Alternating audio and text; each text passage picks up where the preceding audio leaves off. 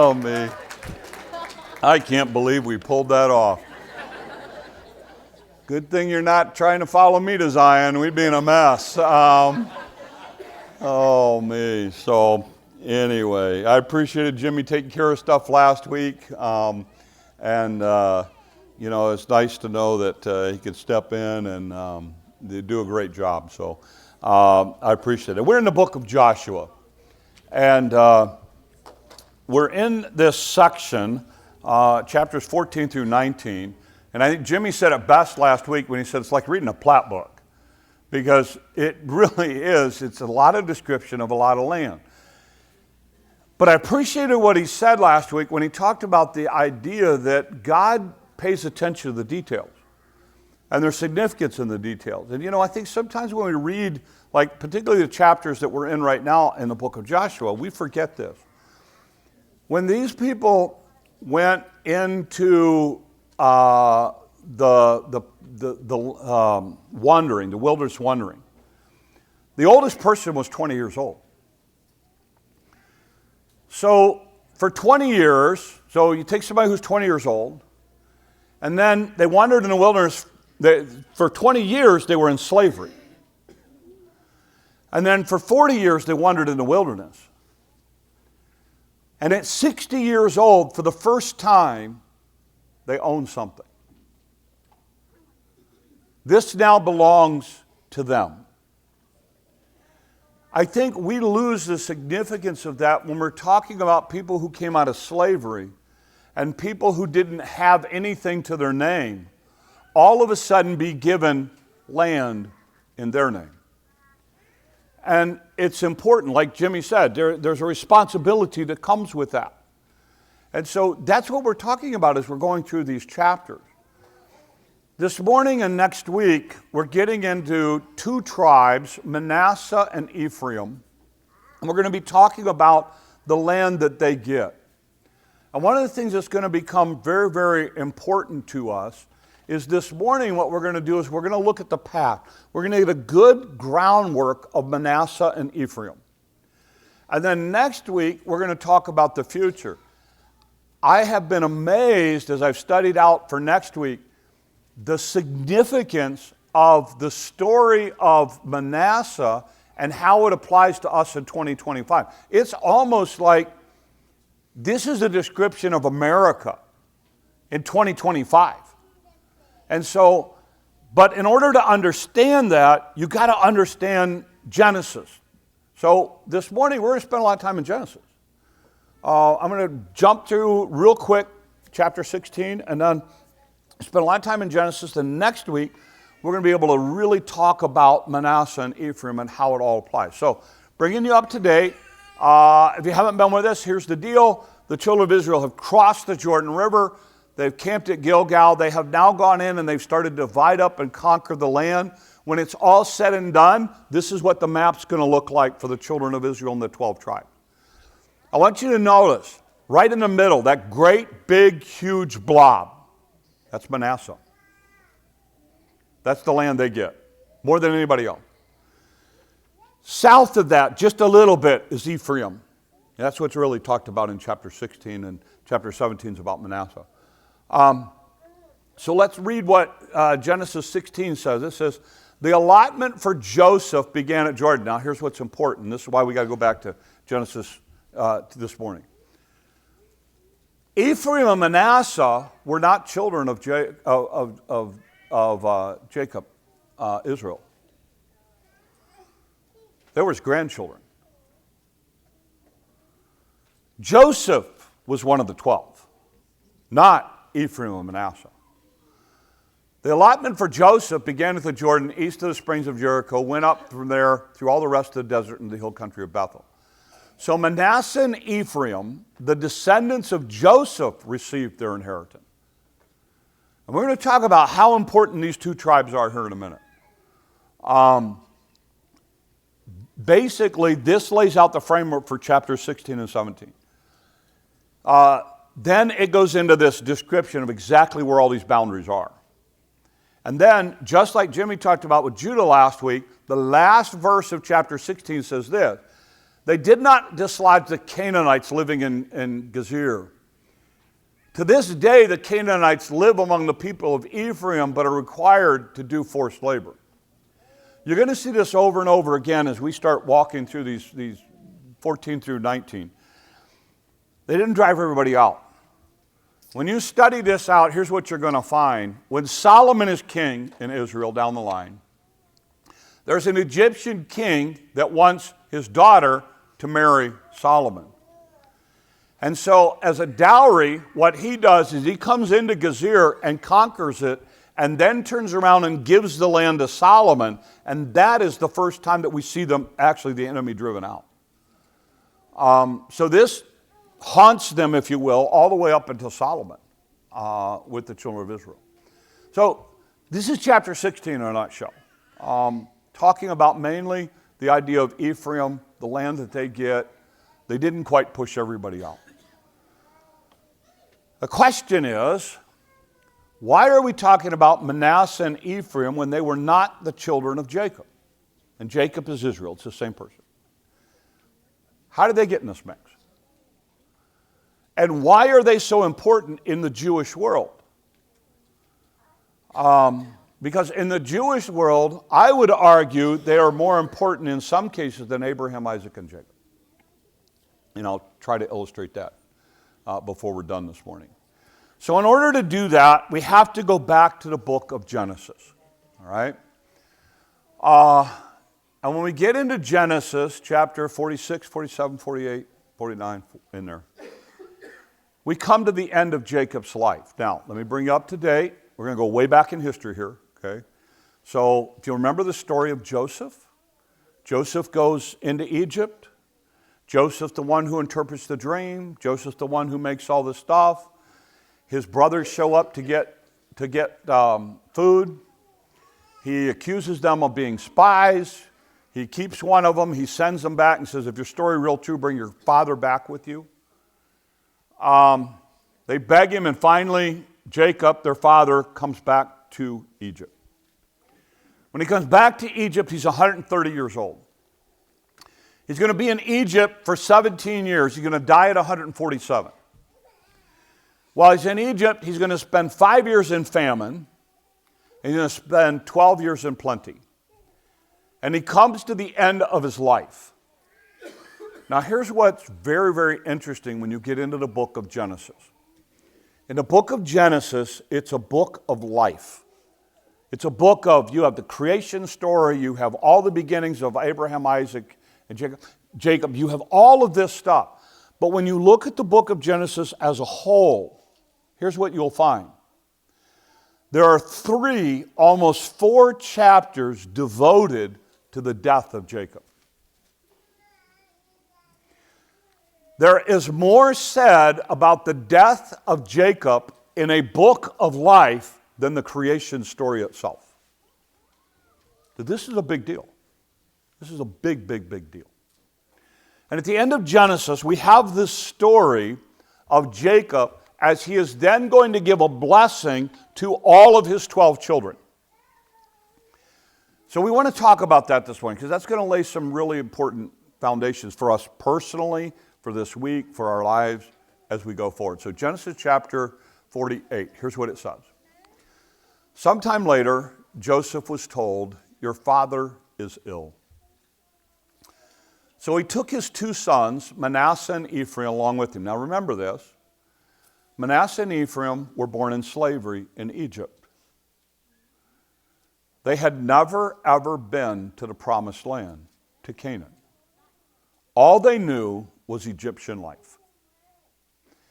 And it says, and Jacob was told, your son Joseph has come to you. And Israel, that's Jacob, rallied his strength and sat up in the bed.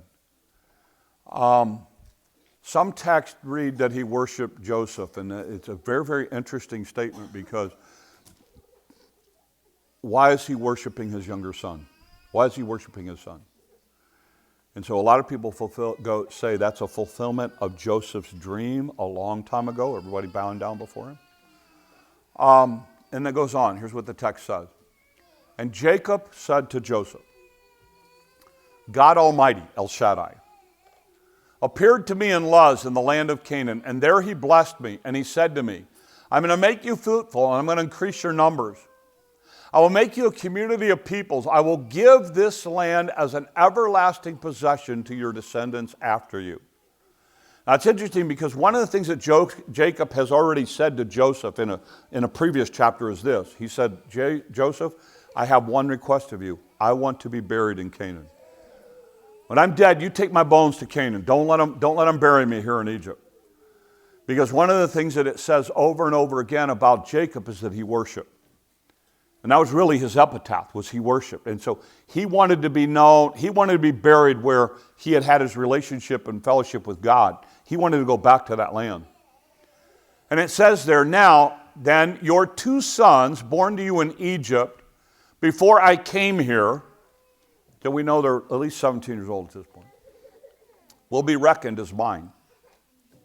Ephraim and Manasseh will be mine just as Reuben and Simeon are. He said, basically, Joseph, I'm going to make my 2 grandsons, I'm going to give them the same privilege I give my sons. Joseph technically doesn't get the land. Ephraim and Manasseh do. His sons, his grandchildren do. We'll get into all of that in a minute. And then he wraps that up. He goes into it. He starts to bless his children. And what happens is they bring Ephraim and Manasseh, and he goes to put his, typically one would be on the right, one would be on the left, the older and the younger. And what happens is when Jacob, who has a hard time seeing, gets ready to bless them, and he goes to put his hands on them, he crosses his arms. Which means that he's going to give the greater blessing to the younger one. And when he does that, Joseph steps in and just goes, oh no, Dad, you got to get around. And Jacob stops him and he goes, no, Joseph, I know exactly what I'm doing. Because in this case, the younger will be greater than the older. And that there's all kinds of significance that happen with that deal. And so Jacob blesses Ephraim and Manasseh as the descendants of Jacob and Israel. Jacob or Israel, whatever you want to call him at that point. And he gives this blessing to Manasseh and Ephraim. And they do become great. I mean, you saw how much land those 2 tribes that technically Joseph's side possess in the land of Canaan. So it brings up a whole lot of questions for us. It brings up a whole lot of lessons for us, I think, that will help us as Christians in 2025. Here's the first one. Jacob or Israel is concerned about what he leaves behind. In this case, first thing he asked was, don't bury me in Egypt. Now, at this point, he had lived in Egypt for 17 years. At this point, 5 years in famine, 12 years in prosperity. At this point in his life, life could not have gotten any better in his 147 years of life. I mean, he had it. He had it made. He had servants, he had money, he had time, he had possession. He had it made. Why would you want to be associated with Canaan? Why would you want your bones buried back in the promised land? Because here was his thing. He wanted to be known and he wanted to be buried in a place where he had met and wrestled with his God. In other words, he wanted his epitaph to read. And if you were going to write an epitaph for Jacob, here's what it would be. He worshiped. He wanted it to be about his relationship with his God. Here's my question for you. What are you going to leave behind? I heard it said years ago, kind of drilled into my head. You're not ready to live until you know what you want, until you know what you want your tombstone to say. You see, here's what's going to happen. At some point, somebody's going to sum up your life in a few words. They're not going to write a book on a tombstone. They're going to put it all in a few words. Here's my question to you. Do you know what you want those words to be? I know what I want my words to be. And you know what? I've never shared it with my family, and probably never will. You know why? Because I want to live my life in such a way that they can figure it out. If I have to tell them what I want, I haven't really accomplished it with my life. They should be able to figure out what words sum up my life. And here's what I would challenge you with. When Jacob comes to the point where he's ready to die, he knows what he wants done. I want my bones there. I worship my God there. This is what was important to me. Don't put a marker in Egypt for me. By the way, Joseph was in a position where that marker would have probably been a pyramid. This is Egypt, place of the pharaohs. Joseph is a person of high prominence, and his dad would have gotten anything Joseph wanted. And he looked at Joseph and he said, Joseph, take my bones back to Canaan. Because that's what he wanted as a legacy. Here's my question for you. What do you want them to say on your tombstone? And more importantly, what do you want them to say about the relationship you have with your God? And until you can answer that, I don't know that you're really ready to live.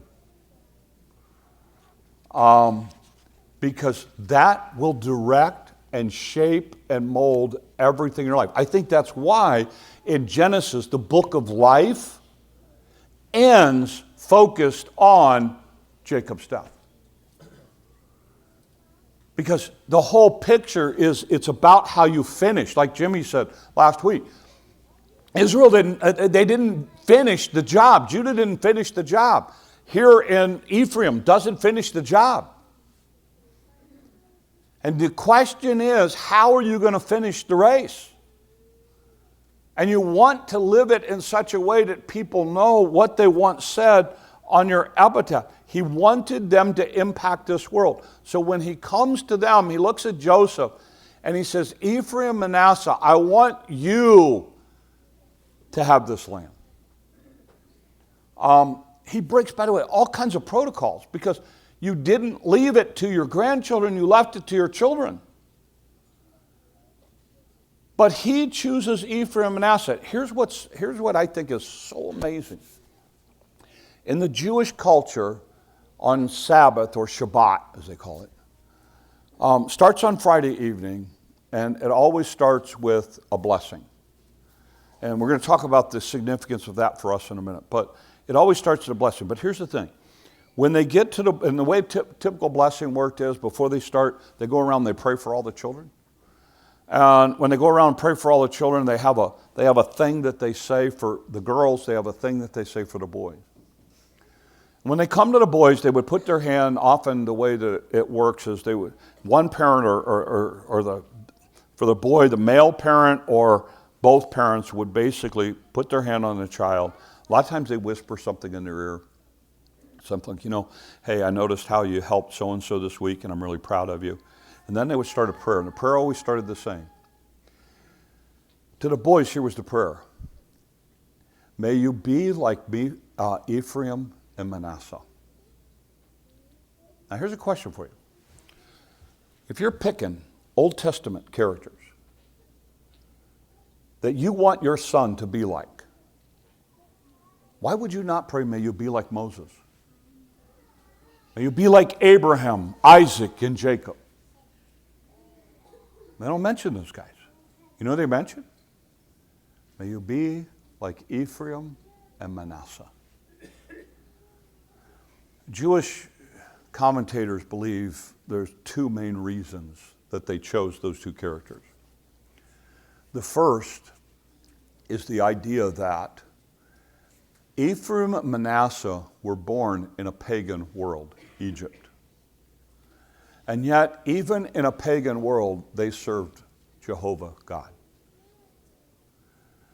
And since they were the first group of people that were really born outside of Canaan, the promised land, what they're saying is, I want you to grow up to be a person who follows God, even though you have been brought up in a pagan world. And these are the first two characters that you see having done that.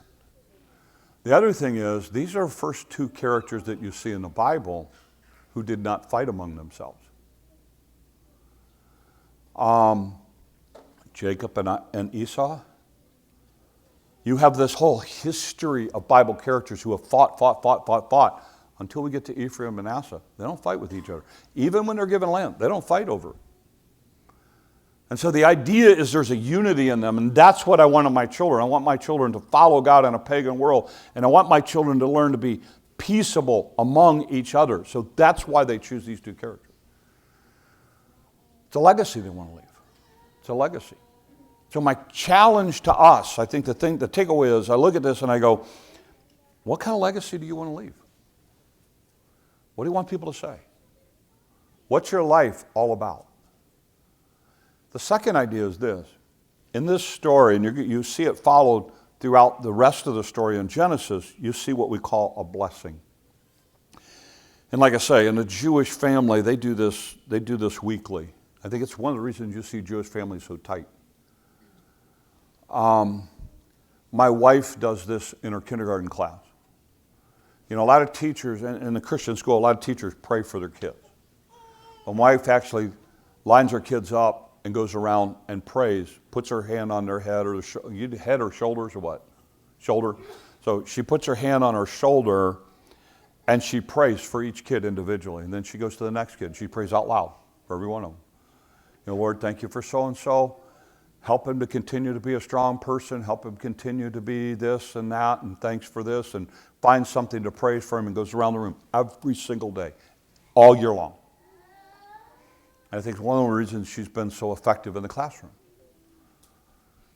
It's one of the reasons that, you know, she gets, when they just had the homecoming parade, and of course she's got the Mustang, and she actually now, it's kind of a joke, but as soon as a kid finds out that they made the homecoming court or whatever that thing is, they come to her and say, "Can I ride?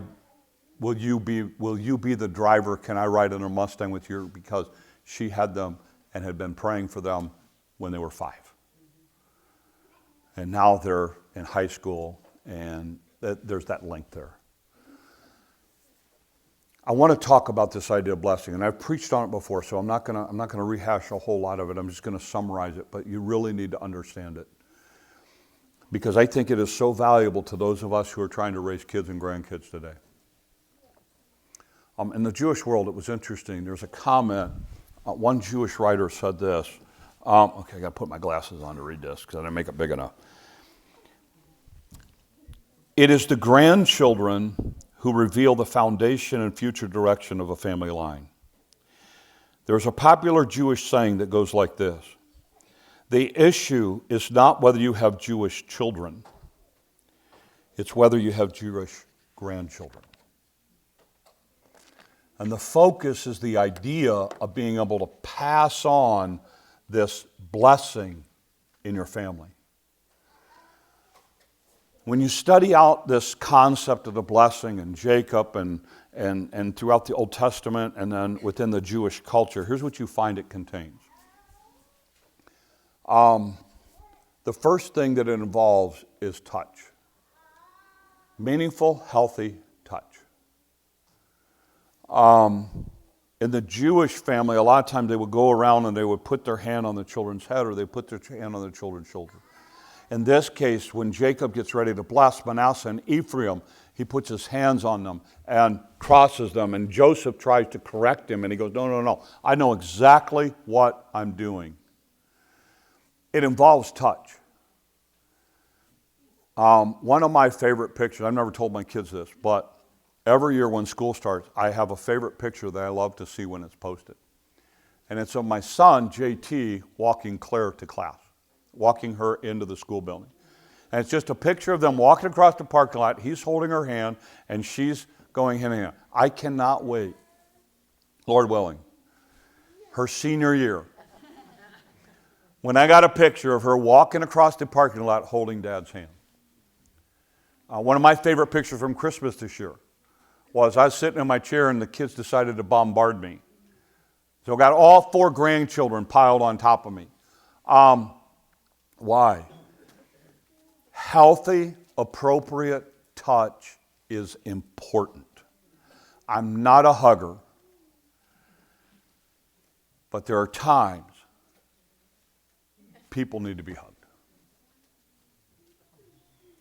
I'm getting better. I'll never get good at it. My wife's family, we're going to go see them this year. And I know it's going to happen. I'm going to walk in the house and everybody's going to hug. I mean, the UPS guy walks in, it just, again, but appropriate touch is so important. It is so important. It conveys something. And by the way, we know this in the health field. In the medical field, we know this. In the long-term care field, we know this. In the hospice community, we know this. This is important. Moms and dads, there needs to be appropriate, healthy touch and communication with your kids. Whether it's a hug, whether it's putting your hand on their shoulder, whether it's a high five, whatever it is, there needs to be that. The second idea is the words that you speak. First of all, they need to be spoken. In the Jewish world, this was important. It was done every single week in front of the family. I cannot stress the importance of speaking words to your children. We are so attached to our phones anymore. You turn the phone off, put it down, put it on vibrate, put it in another room, talk to your kids. Some of you were brought up in a world in which people didn't talk about their feelings. I've dealt with men who are in their 60s and 70s who never ever heard their dad say, "I love you." Their dad has passed away and they've gone their entire life and never had a father say, "I love you." You don't look at your wife and say, "Look, 42 years ago, when we stood in front of a church, I said, 'I love you.' If it changes, I'll let you know." You tell them constantly. You show them constantly. Your kids have to know you love them unconditionally. And you have to say it. A second idea in the blessing, and you see this in what Jacob does with Manasseh and Ephraim as well, is they are words of high value. I want you to think about this because this is where I think we're missing it as a culture. We were joking about this morning even before church, but this is homecoming season. So here's what happened. Particularly girls. These girls go out, they spend a lot of money on dresses, and they get their hair made up, and they get their nails done, and I don't know, they may even do like the spray tan thing, they do all of this stuff. And what happens? Mom and dad then see them, and they talk about how beautiful they look. And they talk about how, grown up they look, and da-da-da. Now, all that's great and wonderful. I'm not knocking it. But here's my question. Is that the only time they hear it?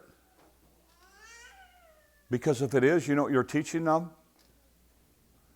Beauty is all external.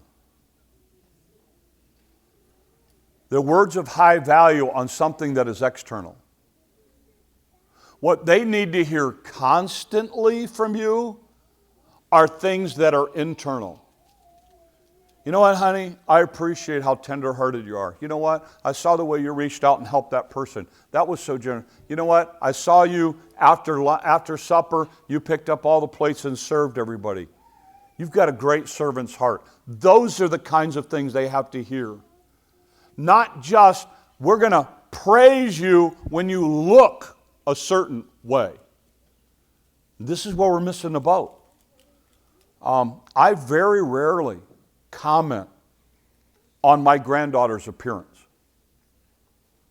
I'm not saying she doesn't look nice, but I don't want that to be the thing that she associates hearing from Grandpa all the time.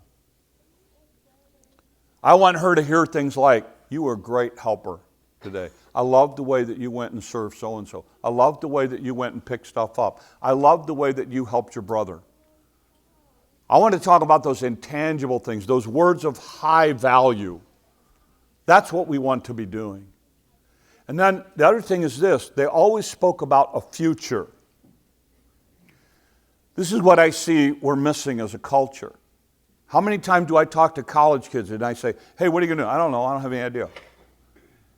You mean to tell me that for the last 10 years of your life, nobody has ever talked to you about what they see you doing in the future? Characteristics that they see you. I have when it comes to grandchildren, I have a 10-year-old, 2 5-year-olds, and a 3-year-old, right? Jude's 3, yeah, 3. He just turned 3. And Claire's going to turn 10 here in a week. So I have a 10-year-old, 5-year-old, 5-year-old, 3-year-old. You know what? I already can see potential jobs, careers for 3 of those 4. I haven't got Jude figured out yet. He's kind of all over the place. But I'll get him figured out. I've got an idea already for the direction Alden's heading, and Jethro's heading, and Claire's heading. And I am already, as a grandpa, trying to introduce things into their life to see if that's a path that can work for them. I want them to know, I already see a future for you. And I'm going to start talking to you about that at 5, 10, 15, 18. So by the time you get ready to graduate, we're not sitting there going, man, I don't know what I'm going to do. And we're missing this as a culture. You know, you think about it. Most of you grew up in a world in which somebody had a future kind of laid out for you. Or said, you know, you ought to think about this. You ought to think about that. And I think we forget that. And as parents, it's our job to help our kids have that kind of thing. And then you say, well, you know, Pastor, that just sounds like a lot of work. Yes, it is. Your job's not to be their buddy. Your job's to prepare them for life. And you need to know this. The world is going to beat them up. And you got to prepare them for that. That's your job. One of the books talks about, and I don't know if it's a true story or not, but I like the story, so here it goes. There was a giraffe that was pregnant. And so the zookeeper's ready for the giraffe to deliver the baby, and there's a guy standing there, and he's talking to the zookeeper, and he goes, what's going to happen? He said, how come the giraffe is standing up? He said, well, he's going to deliver the baby. She's going to deliver the baby standing up. He goes, well, that's like a 9-foot drop. And the zookeeper looked at the guy and said, you want to try and catch it? And the guy said, no, I don't want to try and catch it. He said, no. And so the baby's delivered, and it drops to the ground. And the baby starts to stand up. And the mom kicks it over. And the guy's just mortified. So finally the baby gets up and stands up, and it's all wobbly and everything. The mom walks over and kicks it over again, knocks it down. And this goes on 2 or 3, 4 times. And the guy's saying, what kind of mom does that to a baby? And the zookeeper said, let me explain something to you. What the mom is trying to do is to teach that baby how to stand up. Because in the wild, if that giraffe lays on the ground, another animal will come and eat it. She's teaching it how to survive by repeating itself and making that baby learn to stand up. Now, I'm not saying you go home and push your kids over, all right? But there is something to be said for being careful about bubble wrapping our children to the point that when they grow up and the world starts kicking them over, they don't have the ability to stand on their own. Because that's the role of a parent. And one of the things that we really need to do with our kids is we need to pass on this blessing idea. And we need to be talking to them. When my grandkids come home, I get 2 of them every day home from school. I have literally rearranged my whole schedule so that I can give them undivided attention for that amount of time. I can ask them about their day. I ask them who they sat with at lunch. I asked them, what they learned in school. Now, it's really interesting now because Jethro and Alden are in Gene's class. So I look at Alden and say, hey, what'd you learn in school today? Nothing. Hey, Gene, what are you teaching this kid? He said he didn't hear it and learn anything today. So my questions are getting better now. I said, what number are you on in math? What letter are you guys learning about today? And so, I'm getting better with my questions. That helps them. But again, I want to build that relationship. And I'm fortunate. Let me tell you something. I do not underestimate how rare and how valuable of an opportunity that is as a grandparent. I never imagined that I'd be able to do that. But I'm here to tell you, look, we have to think about legacy. We have to think about how we impart a blessing to these kids so that they see a future, so that they know that we're in their corner, so that we help them develop into the people God intends for them to be. Like Ephraim Manasseh. So I end this morning with this idea. Joshua 16 and the story of Ephraim Manasseh remind us that our legacy is important. Our lives have to be focused on our God and our relationship with Him. Take time this week to evaluate what you're leaving behind. And when you leave this world and for the world to come, there's something that has eternal value behind it. Let's pray. Lord, help us, guide us, direct us. God, give us the opportunity to take the opportunity and responsibility that we have, Lord, to raise not just the generation that you have given to us, but the generation to follow. And Lord, may you use us to leave behind a group of people who love and passionately serve you because of the impact that we've been able to make on their lives. These things we ask you in your name. Amen. Let's